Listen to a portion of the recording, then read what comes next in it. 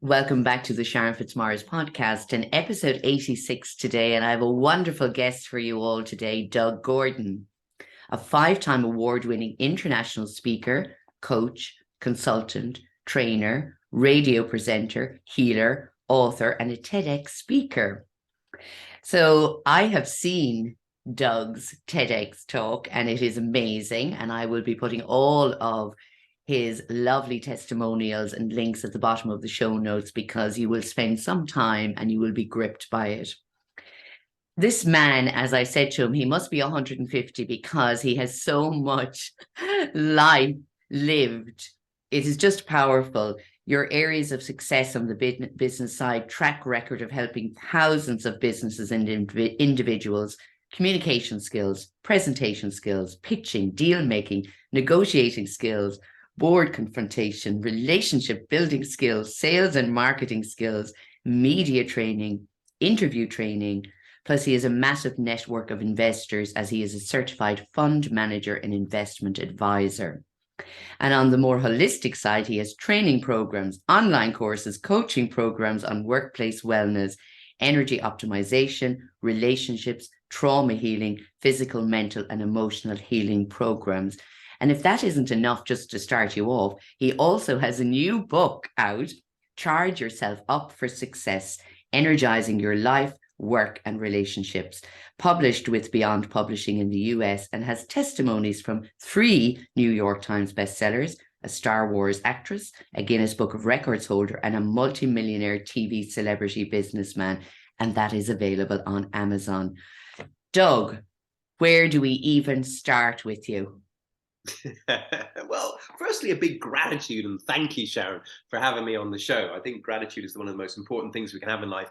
And I truly am grateful for you and anyone who's listening to this. A massive, massive gratitude from my heart to your heart. So, oh, thank you. And I'm a big believer in gratitude and very grateful to have your experience because I know my listeners will really benefit from it. And that is the whole purpose of me, sharing other people's stories with my listeners is that we can all learn because I'm learning every day from everybody that I chat to.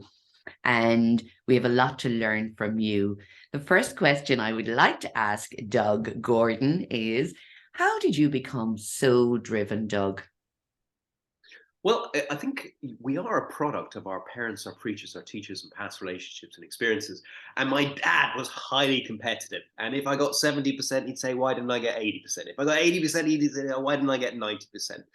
And I look back at that, and that was one of the things that first drove me. And initially, that was very much down to ego. So when I went into the investment world, it was quite ego driven. It was to try and prove my father that I was as good as him.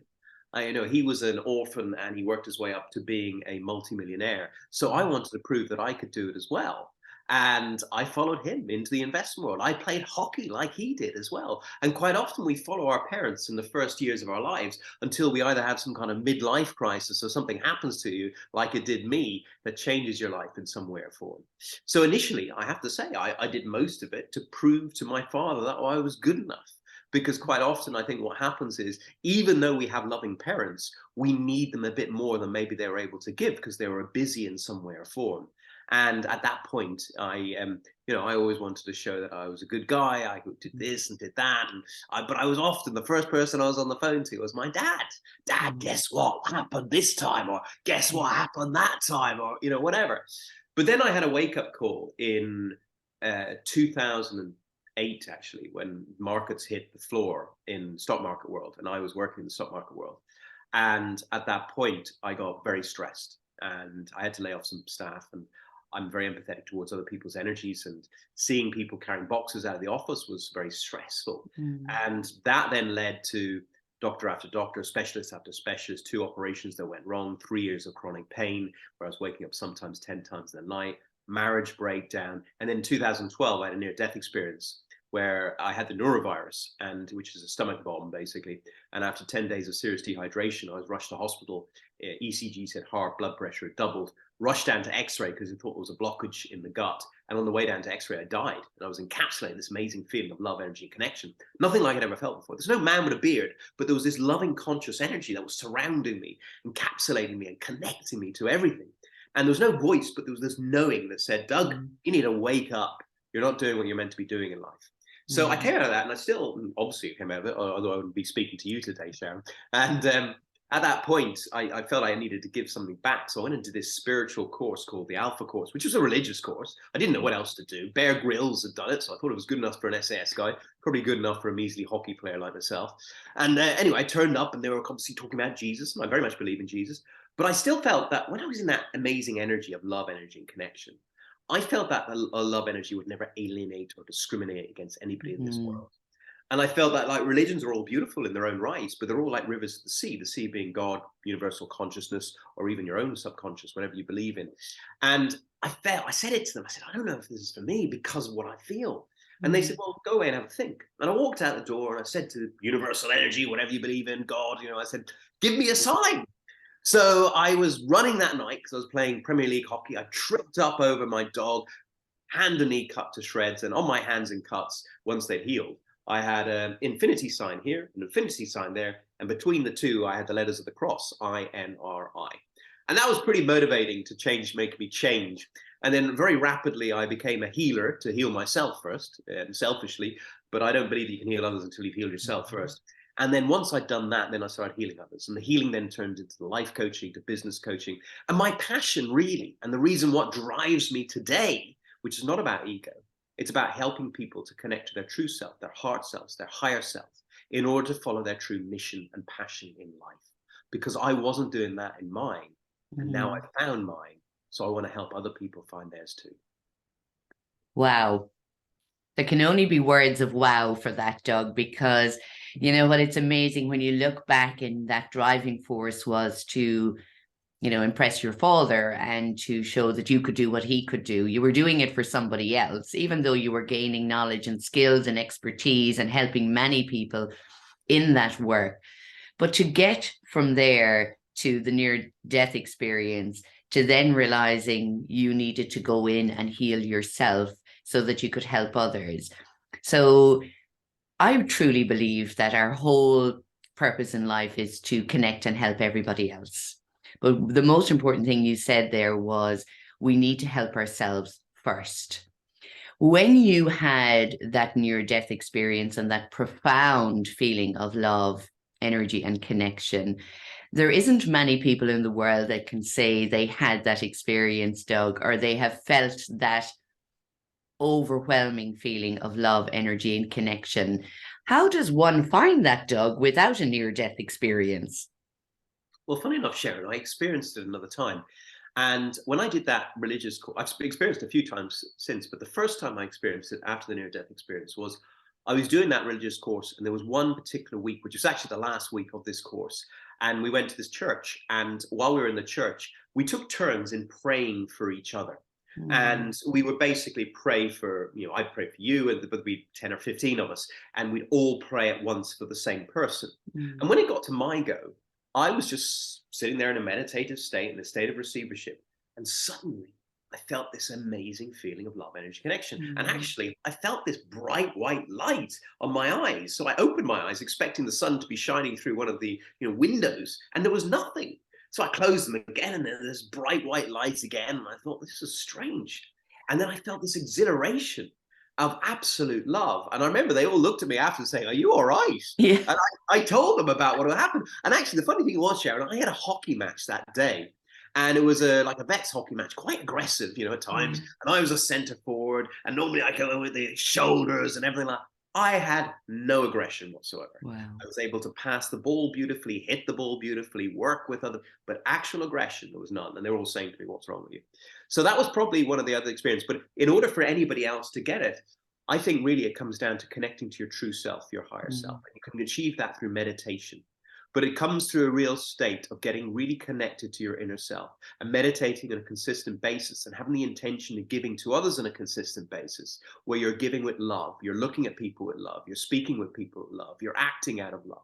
And when you get into that state and that vibration of love, it's amazing how that will be reflected back to you in some way or form. Or if you really get into the intention of wanting to feel that, you get into that meditative state, it'll come to you at some stage as well.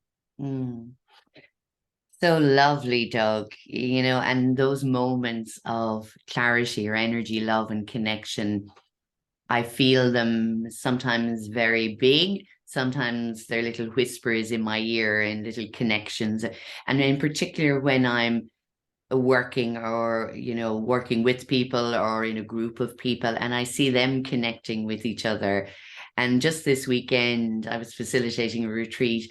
And when I looked back and I saw everybody connecting and sharing their vulnerabilities and sharing, maybe what they've never told another person, my heart filled with such love that they could all come together, strangers, off the streets and working together. And I think sometimes we just need to create a space for ourselves, firstly, but then for others to allow that to happen. Because looking back with your body of work, that it led to you suffering from stress, even though you were achieving at high levels.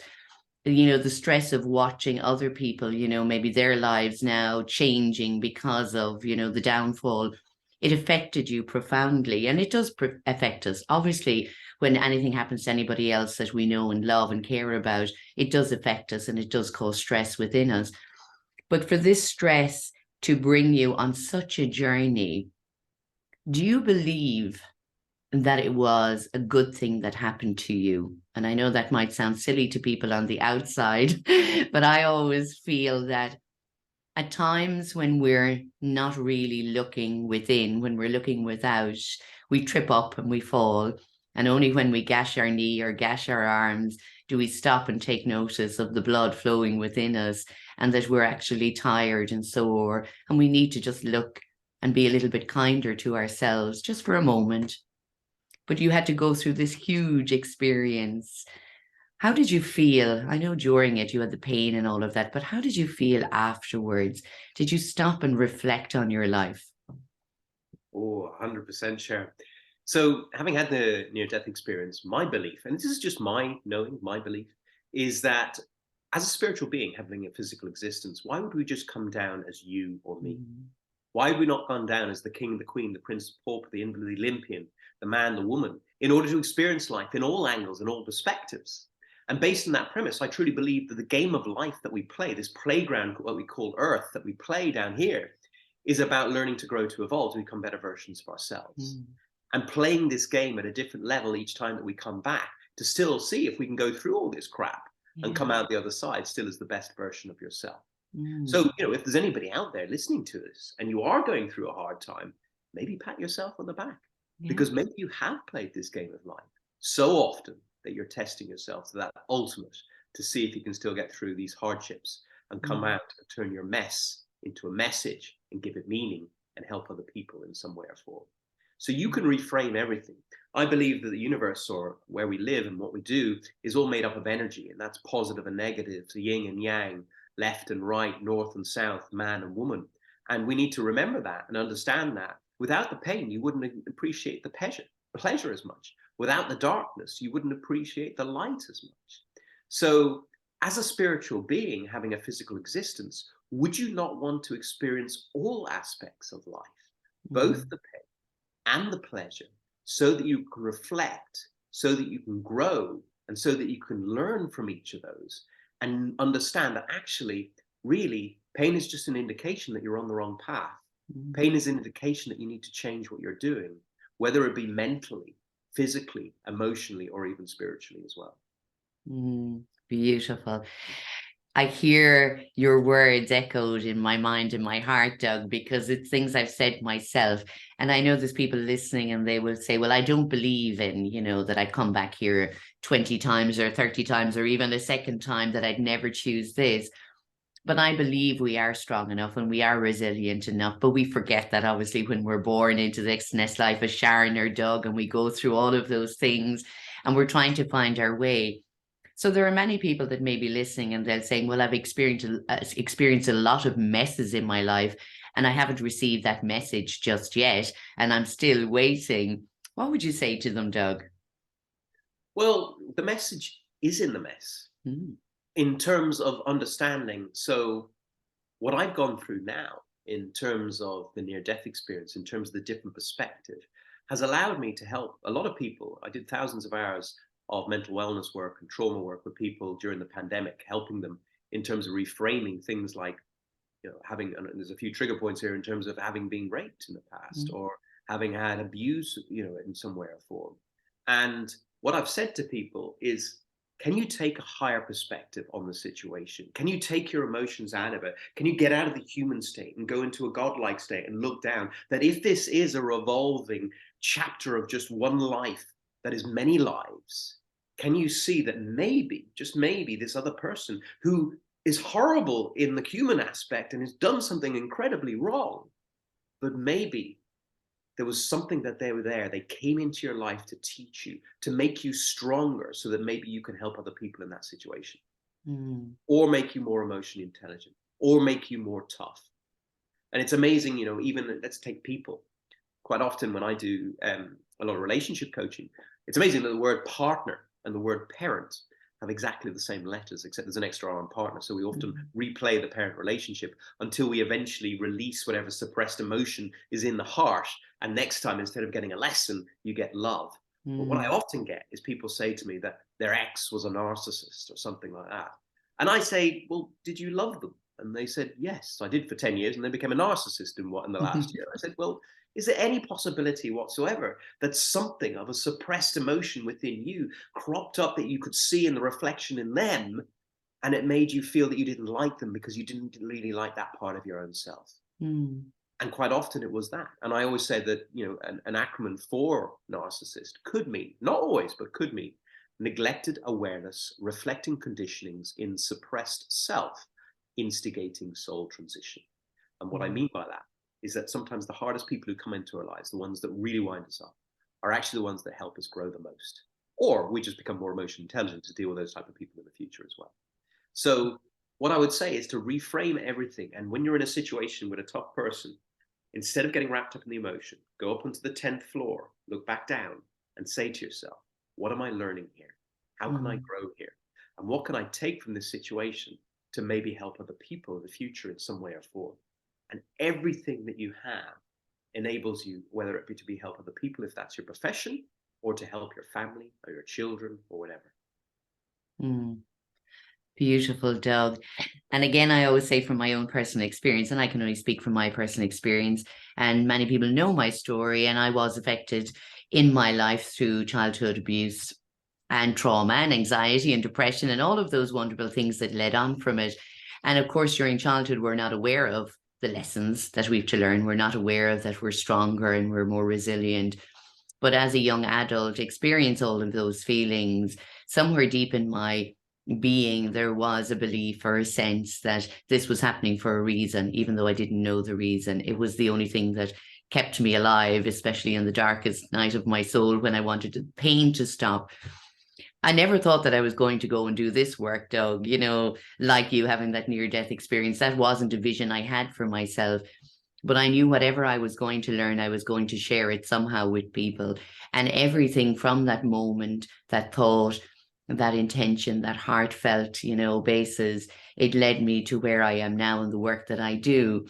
And I do believe, and I do believe it, like you believe it, that, this beautiful life that can have many bumps on the road, it is a beautiful journey, but there's many paths that we can take in life.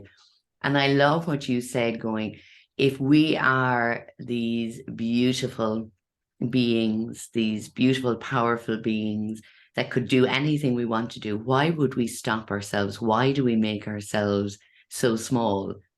And fear sets in. How do you say to a person, or how, when you work with a person, Doug, how can you grasp hold of that fear and make them realize that, for me, it's like making a friend out of it. Fear is shouting to us, that it's a learned behavior or a pattern. And I like to see it as a small little puppy, and I pick it up and I give it loads of love and attention and go, I'm listening to you now. I hear you, and I'm going to bring you with me while I try this new thing, or I do something new, that scares you. I try not to make the fear part of me. Does that make sense, Doug? 100%. And I think we all, let's face it, for the first 7 years of your life, you're basically programmed by your parents. And the first 3 years, you can't really speak, so it's all one direction. And the subconscious programs that get put in place make up probably 90% or 95% of the way you act, speak, and are. So in that basis, to change can be quite tough at times. Mm. And if you've had trauma like you did and many other people have had in childhood, that can bring in fear in certain trigger points later in life as well. So it's important to have a look at the state in terms of what are your sabotages, what are your triggers, your traumas, your parental programs, and understand what they are in terms of a state of awareness and acceptance, so that you can start to implement change. Because let's face it, without the awareness, you can't change. Mm. Without the acceptance that they're actually in you, you can't change. And then once you know what they are, then you can work on them in a positive way. So let's say, for example, you said you had fear, for example, and a lot of people do. They have fear of not having a good relationship, fear of not finding love, fear of not being successful, whatever it is. Write that down. Write that down in the state of awareness on a piece of paper. And then I always say, I said earlier on that I think, the people that come into our lives generally reflect back areas that we need to self-improve on. And I don't believe that opposites attract, although people try and say that because they don't want to look at their own insecurities and failures. I actually believe that like vibration attracts like vibration. So I always say, once you have your self-aware views and flaws down, have a look at 5 people in your life and choose a mom or a dad, because you generally model them in the first 7 years of your life, and write down all the flaws of those 5 people, in terms of the things you don't like about them, where you can see that they sabotage themselves with. And then once you've got them, have a look at them and add them to your list as well. And then finally, ask someone, it's something I learned in Kabbalah, ask someone what they think about you in terms of an ego exercise, and say to them, so I might say to you, Sharon, I said, Sharon, I want you to tell me everything that you don't like about me, or you think I sabotage myself with. And I want you to be blatantly obvious. I'll take my ego out of it. I'll look back at it as the observer. I'll use the exercise to self-improve on, and I will not retort. I will thank you, hug you, and walk away with a smile on my face. And once you've got that, then you've got a self-aware view. You've got a mirrored view, and you've got a phone a friend view. And once you have that, find a coach like you or I and voice it out loud with the person. I always get them to, I actually had in this very room, I had a 6'4" ex-pro-American footballer who now works for Salesforce, and he had his hand on his heart. He said, at times I feel fearful that I don't have enough love in my life. At times I feel fearful that I'm not going to be successful. And he went through all of them and he was crying and everything like that. And I told him, rip the piece of paper up now, throw it down the toilet, burn it, blow it up, whatever you need to do to get rid of that energy. And then we had another list of the I am positive opposites. I am worthy of love. I am listening with love. I am worthy of success, whatever it might be. And then voice those out loud for a minimum of 21 days, twice a day, in front of the mirror with your hand in your heart, eye to eye, with absolute passion, with energy in motion, real energy in motion. Preferably 60 days, though, in order to see the subconscious, create neuroplasticity, and create new psyches in terms of new neural pathways and patterns, so that you think, speak, and act in a different way. And it's amazing how if you talk to yourself over and over again, you can create that pattern within your psyche as well.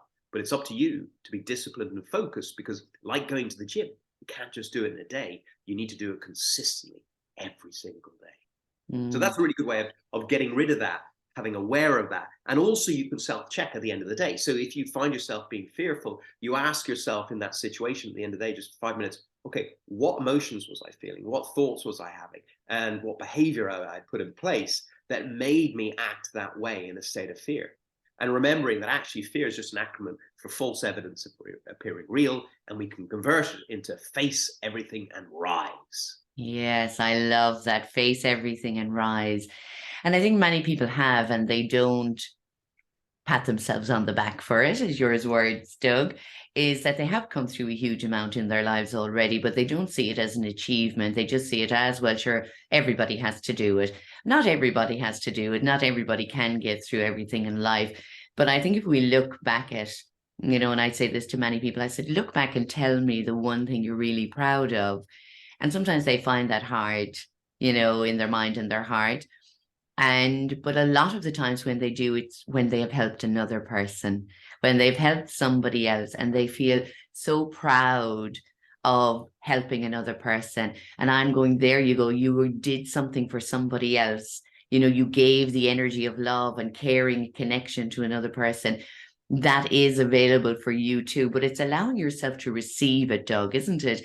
Where people are great for giving, but why do they find it so hard to receive it?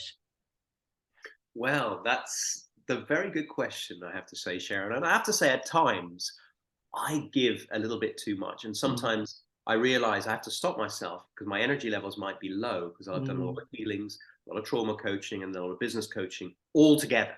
And then I'll look at myself, and because I do a lot of American stuff, I'll have been going from 8 o'clock in the morning till like at night.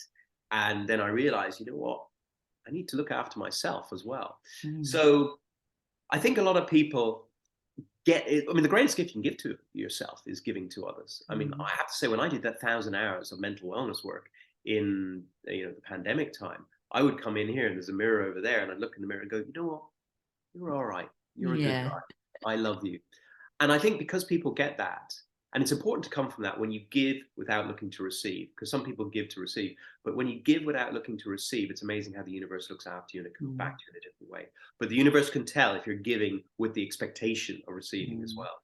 So I gave just because I loved it. It gave me such a Mm. buzz of feeling of helping other people. But I actually then I said to the universe, I said, enough's enough. I've been doing a lot of stuff for free now, and I need to receive.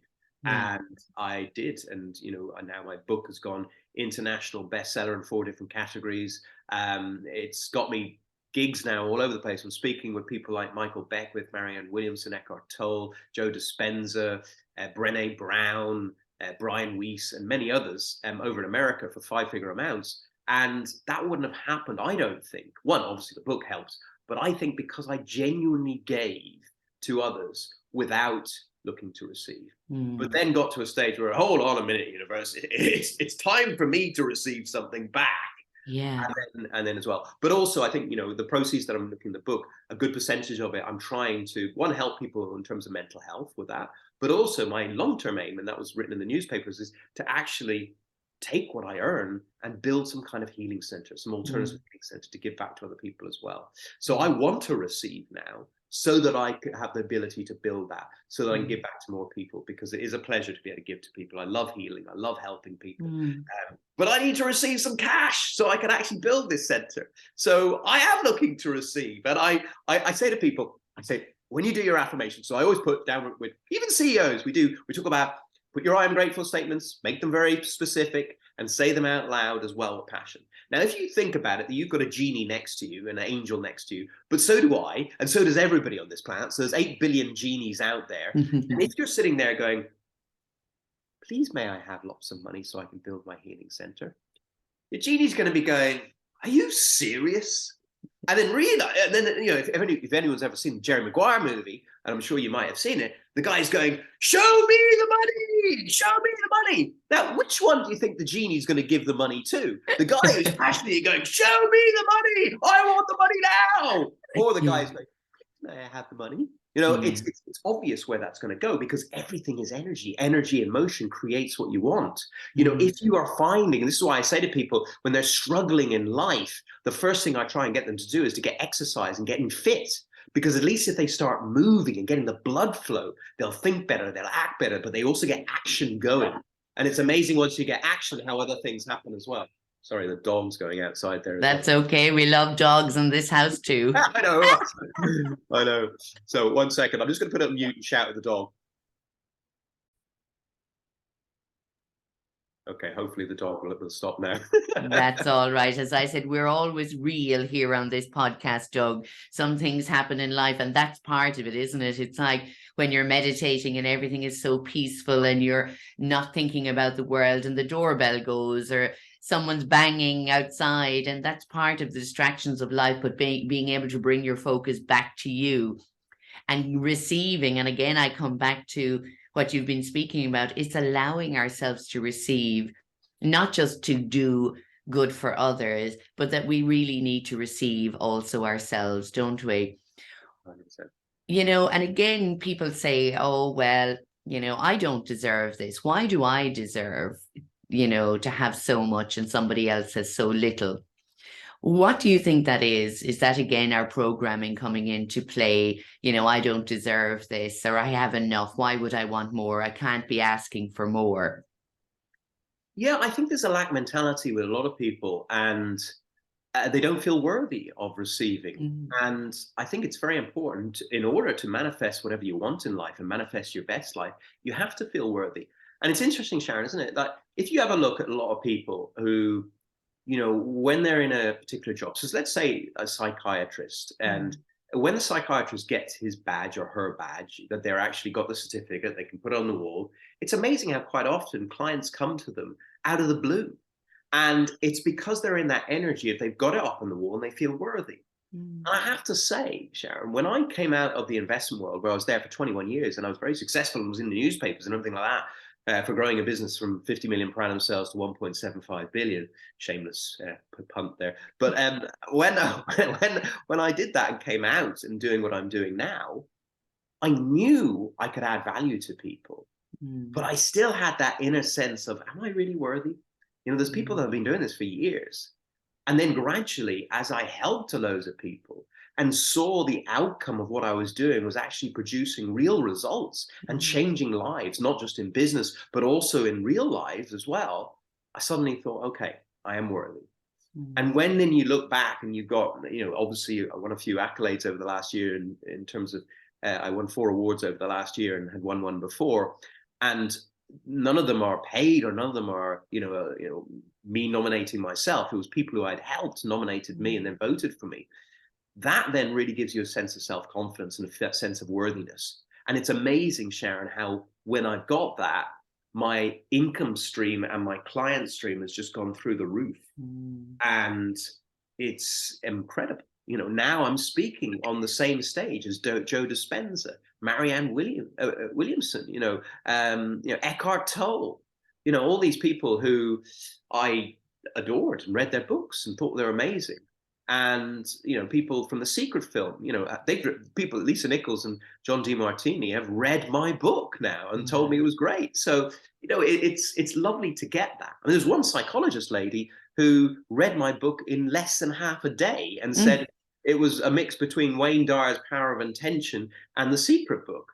And, when you get that feedback, it's amazing. It really is. And even my own father, who was against me leaving the corporate world where I was earning a lot of money and then to do what I'm doing now, he bought my book and gave me a 5-star rating on Amazon, which was great. So it was lovely. So yeah, look, you need to feel worthy, but I think sometimes you need to go out there and prove to yourself that you are worthy. And I think by giving to others, sometimes even for free to begin with, whether you're a presenter or a coach or a consultant or healer, sometimes when you can see the results coming through, then suddenly you feel more worthy and ready to receive. But I still think at times the universe tests you and wants to check that you're really, truly on this path and you're faithful to it. And that way, I think sometimes you need to ask. As it says, I'm not a biblical man, but it does say, ask and you'll receive. But I believe that is ask with passion, ask with emotion. Don't just squeak it like a little mouse. If that makes sense. Absolutely. Well, when you're speaking, I can see why you won how many awards for international speaking, because every time you're speaking with a great passion, whether it's the business corporate world or the healing world, but it's all about empowering others. It's all about helping others. And to me, that is something that I am so passionate about as well. And when I'm speaking about it, I don't see myself. I can feel the energy moving through me and moving out of me. And I'd love sometimes, if I was an animated character, what I would look like, because it's all the emotion of it and the feeling of it. And I think we have to be quite animated at times, don't we, when we're trying to express ourselves, Doug? So if you had to be an animated character, Doug, who would you be? That's a great question. An animated character, well, Popeye comes to mind, but I'm sure a few people don't even know who Popeye is because I'm showing my age now. But Popeye, when he ate his spinach, he got some extra vibrant energy and was very strong. And I don't mean that I'm strong or anything like that, but I think when I charge myself up for success, as in the title of my book, when I get myself connected to source energy, to my higher self, to my best self, it's almost like my spinach in terms of charging myself up to have that extra energy to be able to help people, whatever it might be. And quite often Popeye was saving people's lives by lifting things that were falling on people, whatever it might be, through having his spinach and having loads of strength. I don't do it that way, but I do it when I'm connected to my best self. I find that I can intuitively and psychically understand what the other person needs, whether it be in business, whether it be in life, whatever it is, relationships and everything. And I can help them in that way and understand them and come from a heart space rather than a head space.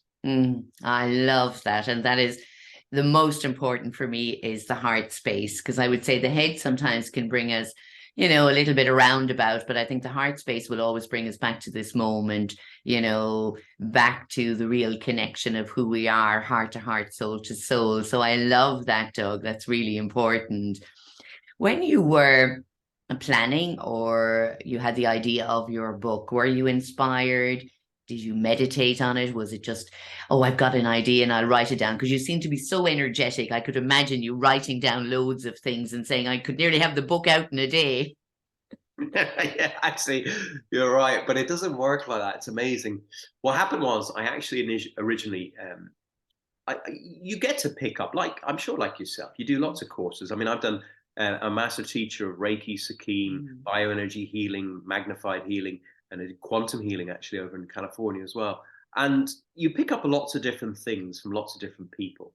And then you go to different situations. And I believe that everybody is a guru in their own right, because we all have different experiences and everything like that. And if anybody's out there even thinking of doing a book and you think, they've done it already, they talked about another, yeah, maybe they have, but they haven't done it in your perspective, in your uniqueness.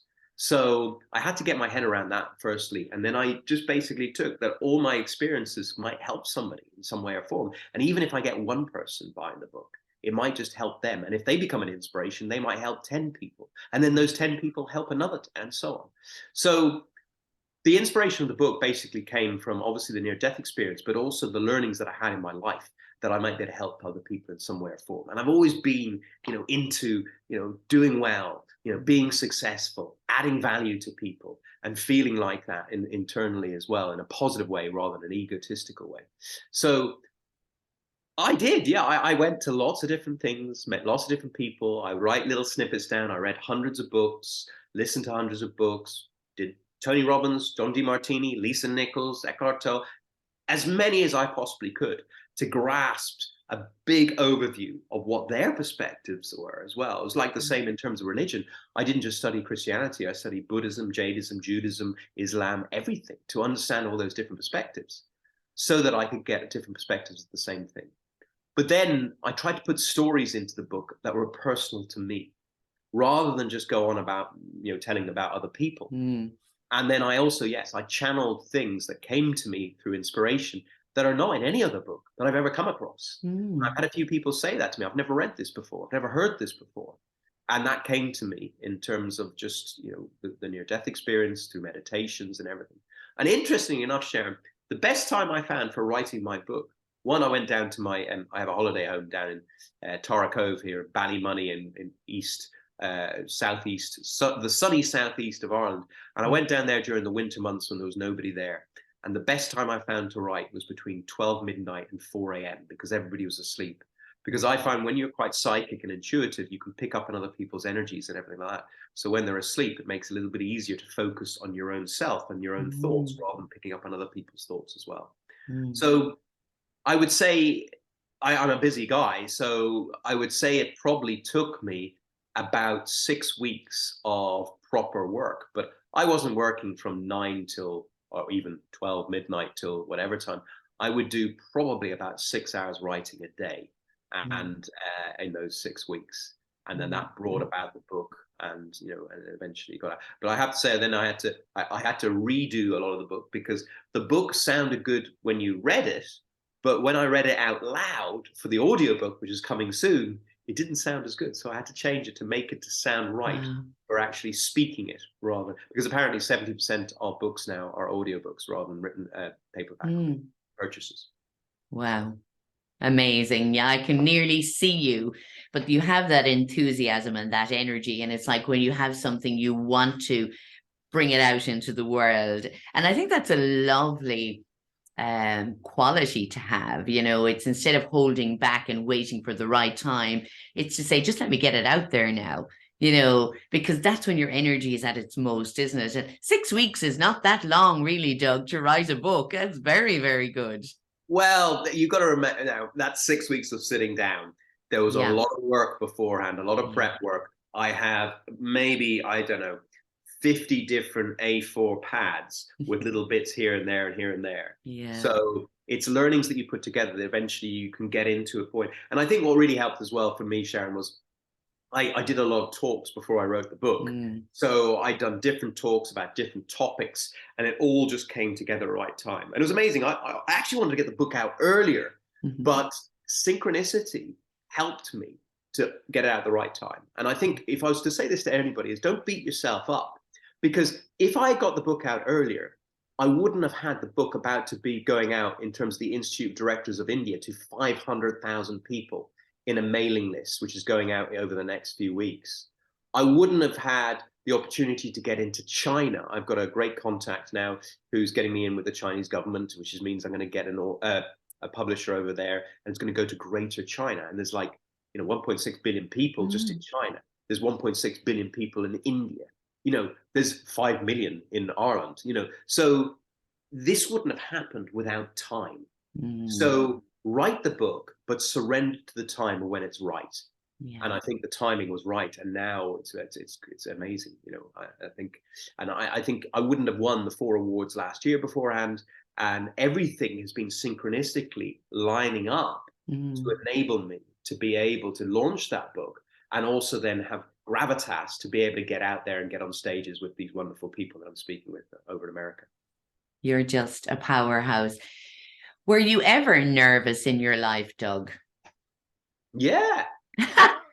When I was a kid, I was in English class, and there was, you'd be the ring of the kids at age about 12 years of age, and you all have to read your paragraph. And I would work out, okay, there's a kid there, kid there, kid there, kid there. Which paragraph am I going to read? And I'd be reading it over and over again because I was nervous about speaking out loud in front of other people because I wasn't a great reader as a kid.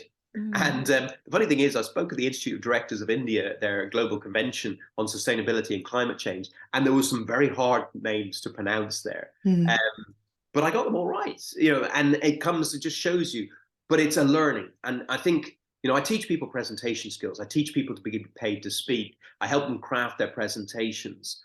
But people think, sure, it's easy for you, Doug. You're a natural presenter. You're naturally, confident. I wasn't always naturally confident. I think the big thing that helped me, I have to say, Sharon, was in university. I was all into sport, all into girls, all into drinking, all into partying. And in my engineering course, I must admit, I probably wasn't present enough in the project groups. So my offer to make up when I was working with all these Chinese and Indian guys who basically did all the work is that I would present it because their English wasn't as good. So I would present what they gave me, and I would skim through it, learn it, put it into a presentation and present it. And it would be a large, significant part of the project because they wanted to see if we can work as a team and then present the project. But I have to say, I didn't do much work on the actual other side of things. So that helped me. I was forced into it. And that forced sense produced, if anybody ever wants to improve their confidence, go on a presentation skills course and really improve yourself and stand up in front of people and present and present and present. And it'll make a big difference in your life. But yeah, I've been nervous about lots of things. I've been nervous about my kids when they're not in their best self. I've been nervous when loved ones are unhappy. I've been nervous about breaking off relationships with people that I've loved, but I knew it was contract complete as such in terms of a spiritual perspective and starting all over again. Very nervous when I left the investment world where I was earning a lot of money, many 6 figures, to then go and do this and start from scratch. And there's been, when the pandemic happened and everything closed up, that was very nervous. I was nervous then as well. But it's, the pandemic was actually an absolute gift because it's taught me so much and helped me realize that even in my distance healing now, I thought when I was doing my healing before, I had to be standing over someone because it was all obviously me. Yes, not. That was complete ego. What I realized is that energy has no limits and you can do it anywhere. So I've done a lot of healings with people over in the States, in Australia, in South Africa, in London, from Dublin on Zoom. And the results have been phenomenal. You can have a look. One of them I did literally the other day at the top of my LinkedIn. And, that comes down to understanding that energy has no limits and it can go anywhere through the intention and the channel in terms of the connection that you have to universal consciousness. Oh my God. Again, I'm looking at a mirror today because a lot of the things that I say to myself or say to others, you're repeating back to me. And I'm feeling really good about it because sometimes when I'm saying it, people are going, will that one ever shut up? I don't know what she's talking about because they may not be feeling it right now. And I absolutely understand that. But I think where you're coming from, Doug, and that's what I love is your enthusiasm and your passion for life and for what you're doing and the reason you're doing it. And what you want to send out there to the world for other people to be empowered, but you also want to raise cash so you can build a healing center and do more work. And you're so honest and truthful about it. And even the fact when I asked you about, were you nervous? You said yes. Because I think people look sometimes and they say, oh, Doug Gordon, you can do it all. You can do it all, but you can still be nervous about little things along the way, and that is just human nature. But I think again, it's the awareness of it, and stroking the awareness with a gentle and kind and compassionate word to yourself and saying, you'll be okay, or they'll be okay, you can do your best. Doug, I just think you're amazing. And your TED Talk, How to Create a Life with Love, I think you're doing it all. Yeah. Well, that was a give really I could have done one about business, but I really wanted to give to others. And that came from the heart, and it came from everything that I've learned to help my own self. Because I did go through depression. I did go through a lot of stress. I went through anxiety. I went through a lot of pain and chronic pain as well. So I wanted to give back to others in terms of tools they could utilize. And TED, unfortunately, they didn't put it up on the main platform because I mentioned some spiritual stuff. But I'm not worried about that, because that for me, it's about giving to others. It's a different perspective. It's slightly new. It's not mainstream. And I understand that. But genuinely, that came from the heart. And I genuinely believe in everything that I said in that. And I've had beautiful comments from Star Wars actresses and many other international bestsellers on the YouTube video there as well. So yeah. Obviously a few people liked it. Oh, I'd say a lot of people liked it. And I think, it takes a lot of courage as well to step out of the corporate world. And did people, that you worked with in the corporate sector, did they look at you differently when you were saying, this is what I'm going to do now? What was their reaction to you? Well, I think they all thought I was having a midlife crisis. And I left the corporate world, and initially it was to do healing, but then I think you get drawn back into a little bit what you've done before and realize that actually everything that happens in your life happens for a reason. So helping stress C-level execs and senior managers and everything like that, and leaders, to be able to get in the best possible state is probably one of my main key aspects that I do on a daily basis. And I work with people like Dell, which would be probably my biggest client. And I've worked with the CIO of Dell. I work with the head of sales at Dell, and so on. And I know the president and work with him as well, of Dell. So working with pretty senior people, and when you're working with pretty senior people, you need to make sure you give the best possible results for them. And at the time, I think the corporate world stuff helped me get those kind of clients, because if I'd been a yogi or something like that and then tried to approach them, they might not have seen me on the same level playing field, if you know what I mean. But having been a C-level exec myself and reporting straight into CEOs myself, it kind of makes a big difference to be able to get to that level as well. So that really actually helped. But yeah, even my own father thought what was I doing? My brothers, they thought, what on earth are you doing?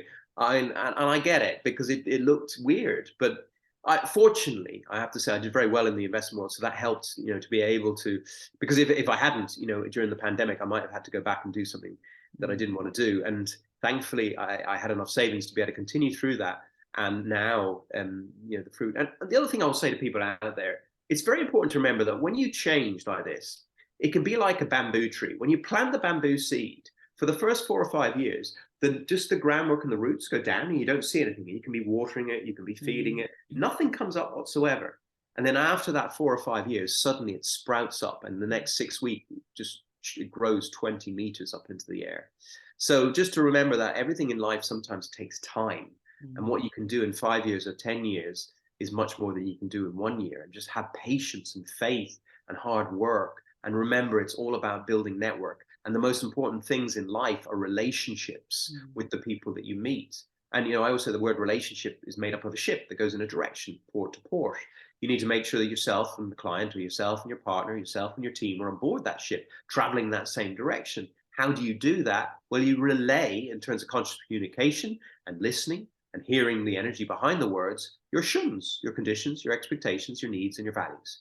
And make sure that you're aligned on board that ship, traveling in the right direction of life. And that way you can build good, strong relationships when you know you're aligned and you're heading in that right direction towards your goals and towards your end mission as well. Well, Doug Gordon, you're certainly on a ship that is going in the right direction. And I am so glad and honored to step on board your ship for this little while, to get to know you and to hear you speak and share your passion and your book. You know, I just think you're an amazing individual, and I really honor, the light of your work and of your spirit and of your enthusiasm and your energy. You are just glowing, positive, radiant energy all around you, Doug, and I have felt it here today. So thank you so much. Oh, thank you, Sharon. Thank you so much for your time. Oh, loved it. So that was Doug Gordon, everybody. You can check him out on dougdgordon.com, also on Instagram, LinkedIn, and Facebook. And his book, Charge Yourself Up for Success, you'll all be running out to buy it now, Energizing Your Life, Work and Relationships, is available on Amazon. And Doug, if you wanted to leave our listeners with one last beautiful, because again, I just love the energy of your voice, but one last message for them, what would it be? Well, you said it yourself, Sharon. You said about the glow. And I feel that what we go through in life, we grow through in life to glow through in life. So gleam your inner light. And my GLEAM acronym, which I'll finish with, is gratitude and giving to others. Gratitude, because let's face it, if you give a child a present and the child isn't grateful, you don't feel like giving them anything else. So why would your own subconscious make you feel worthy to receive anything else if not grateful for what you have already? Mm-hmm. Giving to others, we talked about earlier on. L is for learning. Learning to let go of the energies of the past, those, angers, resentments, and lack of forgiveness. Because while you're in that energy of the past, it's very difficult to create that fabulous future that you could be having. E is for energy, which is what we're talking about in terms of the mental, physical, emotional, and spiritual are all intertwined. And if you work on one, it'll help the others. But also E is for emotional intelligence in terms of awareness, conscious communication, empathy, compassion, inspiration, and self-regulation. And if you work on improving all of those, you'll probably improve your own self-confidence and self-love. And A is for authenticity. I believe that we all chose this body, this spacesuit that we live in. So be you. It's the best version of you. And then M is one for meditation. And, my viewpoint on meditation is to get into your heart self rather than your head self. And then finally, also meaning. What is the meaning of life? We talked about purpose earlier on. And I think one of our purposes really is to enjoy the five senses in terms of the sight, the sound, the hearing, the touch, the taste, to be able to look at the beautiful, the sun, the stars, and for Ireland, look at the beautiful mountains and the lakes, the sea and the forests. How much of a gift is that in life? And then also to smell the dew and feel the wind on your face and the sun on your skin and taste things like chocolate, and then have a hug, a kiss, and a kind word. And I can tell you something, the meaning of life is not necessarily about money, although it is useful, as I said, so you can help other people. But really the meaning of life for me is to how many hearts you can touch. And that comes down to simple things like kisses you give, hugs you hold, and kind words that you pass on. So go out there and give a life of love with lots of vibrant energy. Doug Gordon, thank you so much. And thank you to everybody for listening today. I'm sure everyone enjoyed that and you're going to take away so much from it. And I look forward to connecting to you all again soon.